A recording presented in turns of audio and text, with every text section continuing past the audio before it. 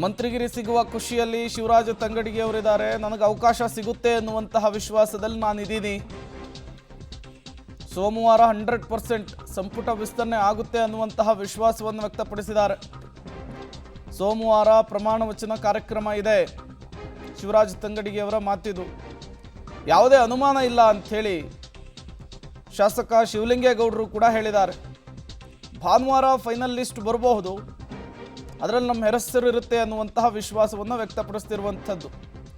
ಅವಕಾಶ ಕೊಟ್ಟರೆ ಒಳ್ಳೆ ಕೆಲಸ ಮಾಡ್ತೀವಿ ಅಂಥೇಳಿ Nayana Motamma first time MLA ಆಗಿದ್ದಾರೆ, ಇವರು ಕೂಡ ಹೇಳಿದ್ದಾರೆ. ನಮ್ಗೆ ಯಾರಿಗೂ ಏನು ಸುದ್ದಿ ಕೊಟ್ಟಿಲ್ಲ. ಏನಾದರೂ CM ಅವ್ರನ್ನ ಭೇಟಿ ಆಗಿದ್ರು? CM ಅವ್ರನ್ನ ಖಂಡಿತ ಅದು ಸಹಜವಾಗಿ ಭೇಟಿ ಆಗ್ತಾ ಇದ್ದೀನಿ. ನಾನು ಭೇಟಿ ಆಗಿದೆ. ಆ ಥರ ನಾನೇನು ಬೇಡಿಕೆ ಇಟ್ಟಿಲ್ಲ, ಜಸ್ಟ್ ಮಾತಾಡ್ಸಿದ್ದೀನಿ ಅಷ್ಟೇ. ಕಿರಿಯರ ಸ್ಥಾನದಲ್ಲಿ ನಿಮ್ಗೆ ಅವಕಾಶ ಇದೆಯಾ ಅಂತ? ಮಹಿಳಾ ಕೋಟಾನೂ ಇದೆ, ಕಿರಿಯ ಕೋಟಾನೂ ಇದೆ ಅಂತ. ನೋಡೋಣ ಏನಾಗುತ್ತೆ ಅಂತ. ಡೆಲ್ಲಿ ಹೋಗಿದ್ವಿ.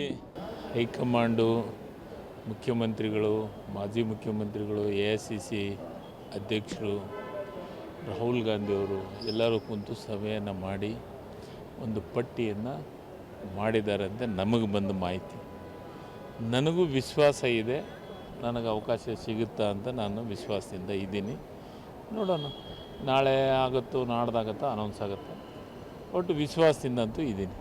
ಏನಾಗಿದೆ, ಈಗ ಸೋಮವಾರದ ದಿವಸ ಪ್ರಮಾಣ ವಚನ ಸ್ವೀಕಾರ ಮಾಡಿಸ್ತೀವಿ ಅಂತ ಹೇಳಿದ್ದಾರೆ. ಪಟ್ಟಿನ ಭಾನುವಾರದ ದಿವಸ ಬಿಡುಗಡೆ ಮಾಡ್ತೀವಿ ಅಂತ ಹೇಳಿದ್ದಾರೆ. ಅದು ಹೆಂಗೆ ಗೊತ್ತಾಗುತ್ತೆ ಸರ್? ಯಾವ ಬೇಡಿಕೆಯೂ ಇಲ್ಲ, ಏನು ಹೇಳಿಲ್ಲಪ್ಪ. ಭೇಟಿ ನಡೀತು, ನಾವು ಇದ್ವಿ, ಆಮೇಲೆ ಹೇಳ್ತೀವಿ ನಿಮ್ಗೆ ಇದು ಬರ್ತದೆ. ಹೌದು.